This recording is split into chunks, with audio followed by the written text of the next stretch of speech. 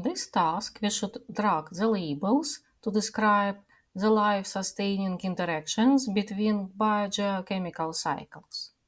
So let's begin.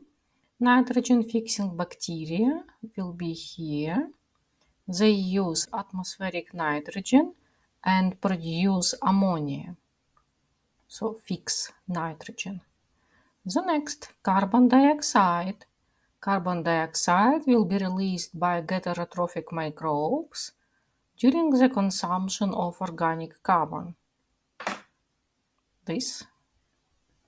Next, organic nitrogen.